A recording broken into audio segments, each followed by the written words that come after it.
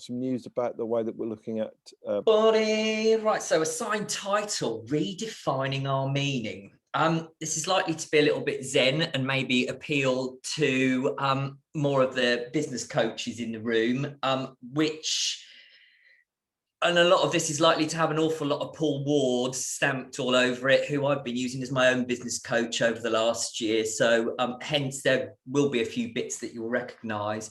I'm going to start with a little bit of Simon Sinek to start off with, and a bit of, why don't we just start with why? So I'm hoping this comes up first. Where is it?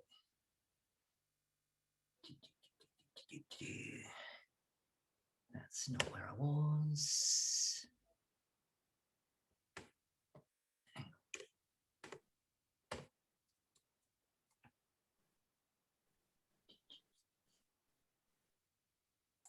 Probably the world's simplest idea.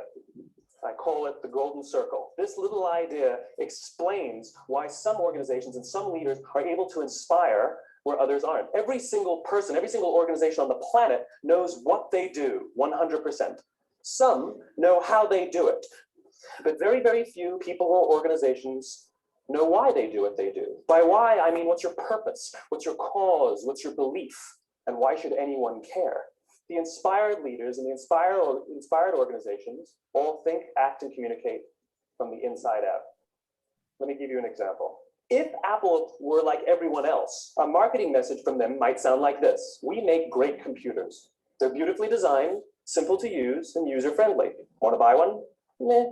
That's how most marketing is done. That's how most sales is done. We say what we do. We say how we're different or how we better, and we expect some sort of behavior, a purchase, a vote, something like that. Here's how Apple actually communicates. Everything we do, we believe in challenging the status quo. We believe in thinking differently. The way we challenge the status quo is by making our products beautifully designed, simple to use, and user-friendly. Want to buy one? People don't buy what you do, people buy why you do it. The goal is not to do business with everybody who needs what you have. The goal is to do business with people who believe what you believe. Again, the goal is not just to sell people who need what you have. The goal is to sell to people who believe what you believe. If you hire people just because they can do a job, they'll work for your money. But if you hire people who believe what you believe, they work for you with blood and sweat and tears. Something called the law of diffusion of innovation. The first 2.5% of our population are our innovators. The next 13.5% of our population are our early adopters. The next 34% are your early majority, your late majority, and your laggards. But if you want mass market success or mass market acceptance of an idea, you cannot have it until you achieve this tipping point between 15 and 18% market penetration. So it's this here, this little gap that you have to close, because you see, the early majority will not try something until someone else has tried it first. And these guys, the innovators and the early adopters, they're more comfortable making those intuitive decisions that are driven by what they believe about the world and not just what product is available.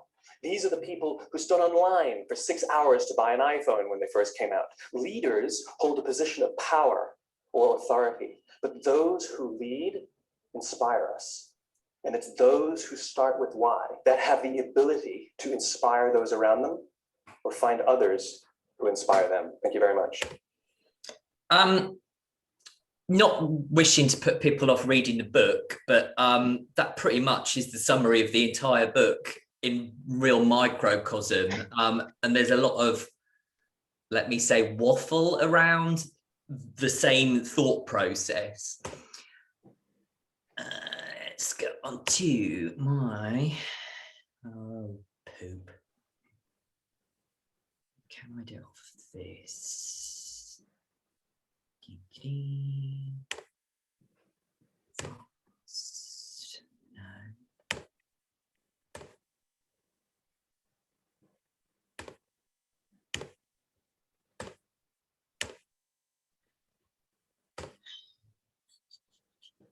That's what I want.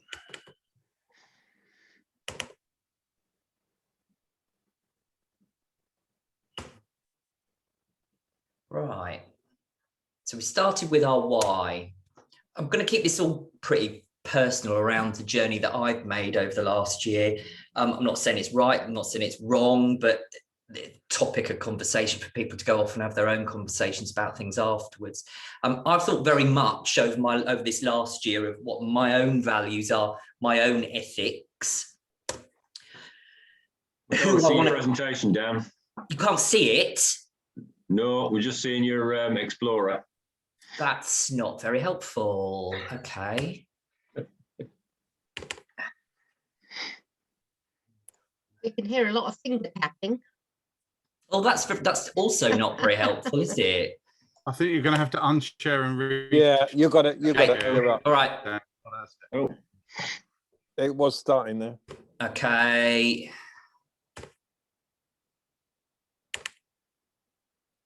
There you go. Is that back up? Yep. yeah. Woohoo! Okay, brilliant. What brings me joy? What things do I need around me that inspire me and make me feel better in the world? Who can I share my knowledge with? Who can I be valuable to? Whose lives can I improve? What makes me tick? What do I value? What are my own limitations? How much can I actually cope with? So I think very early on, particularly in lockdown, I was maybe taking on a little bit too much of everybody else's feelings and their anxiety, and I wasn't necessarily looking after myself very well, which then made me less productive in helping and supporting other people. How do I communicate myself with others? What is the language that I use? Does that join up with somebody else's? Next part is if you're understanding your own why, understand other people's why. They are your people that you should be communicating with in the same language, and they understand, they speak your common language. The real personalization of those points. Surround yourself with people who inspire you and you inspire and improve. Be thankful. Give regular thanks. Share your knowledge. Get a coach. Reads, for me, over the last year, reading The Chimp Paradox really helped me understand how really basically our brains are programmed, how we feel, how other people feel, how they communicate how they feel, and maybe don't understand how they actually communicate because of just how base we are programmed. Added to that, Think Like a Monk, which for me has given me the okay with, it's okay to be peaceful. It's okay to find quiet time. It's okay to simplify things. There is power in small actions. There is power in saying thanks to people, avoiding the negative and how powerful that is in how we can go through life.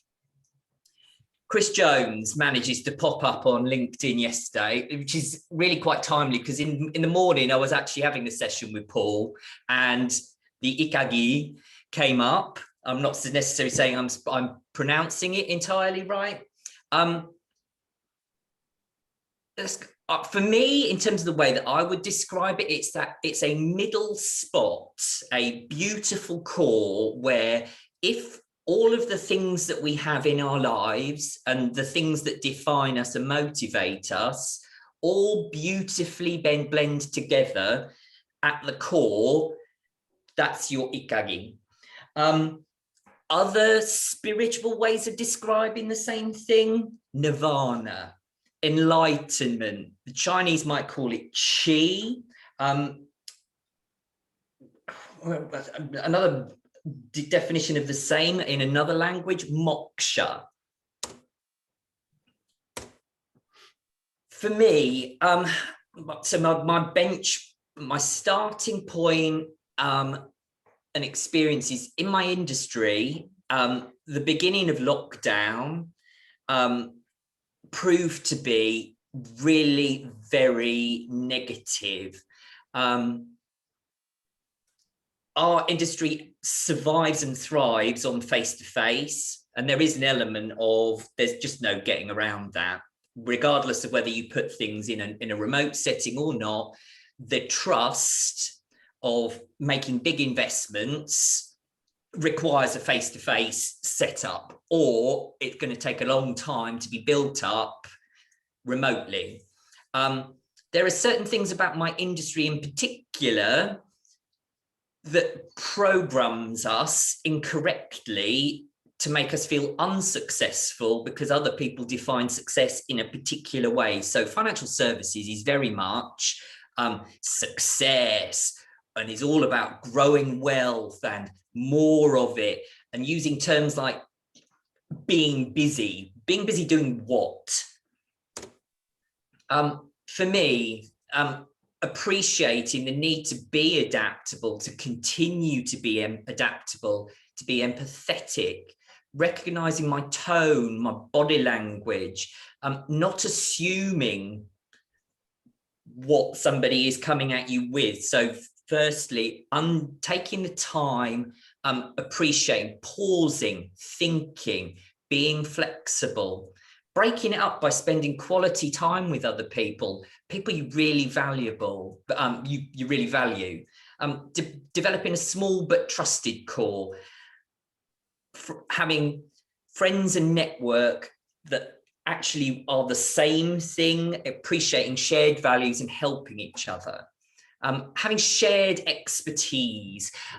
I've taken on my role within running the Society of Later Life Advisors in Norfolk and Cambridgeshire.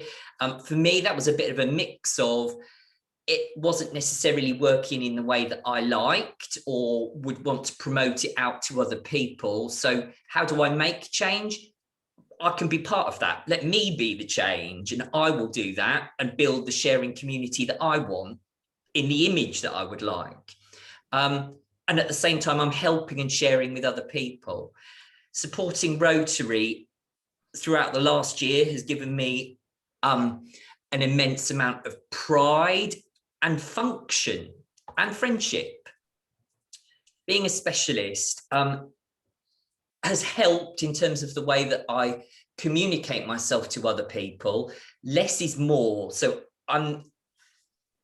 it's easier to communicate to my network and my friends what it is that I do by saying, this is my specialist area, not chasing volume, confusing the conversation by just simply saying a title like I am a financial advisor.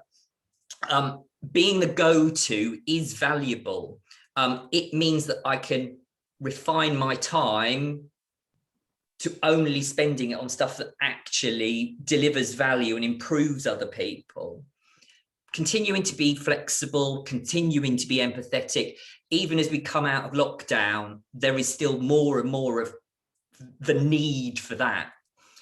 Making time for being still. I'm at my most comfortable walking my dog, getting out around the Broads like you and Lorna and John do, being around nature, and as the spring is coming out and the weather is getting a bit better, even more. Letting others do what they do better. I have become more comfortable letting other people take over doing certain tasks for me that they do better. If you can, do. Appreciate what's good for you, what isn't. So over this period,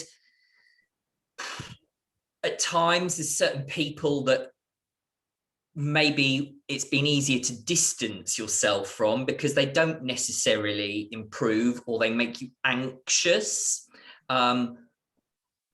Have negative opinions, are not helpful. Avoiding use of social media in certain instances, avoiding certain bits of news, considering the language that we use, how we use it, how and when to reply to that particular email that's got your back up, whether you do reply to it at all, whether you reply to it later, the language that you use to maybe dissipate or make it worse? Or do you just pick up the phone? So for my industry, a lot of when an inquiry is being handled with a client, typically speaking, it has to be in some form of written form so that there's a record of. So managing email conversations is actually quite important and pertinent. Picking up this point, I know Jamie comes into this room every week and he's our Mr. Positive. I'm going to skew that the other way around, avoiding other people's negative and maneuvering your way around that so that you can continue to be positive is an important tool. Finally, just listening to those that are around you. All of us have got some very lovely people around us. At times we listen to them, at times we're closed off from what people say to us. Being open and receptive, I've had some really nice advice from people over the last year. At times I've not even really considered that it was advice, but then 3-4 months down the line, you consider that conversation again and you can see the value in it. That's it. Thank you very much, Daniel. Thank you very much for being very personal and open. I think It's all right. it was what was needed. If you wouldn't mind just dropping your Yeah. share, that would be fantastic. Done.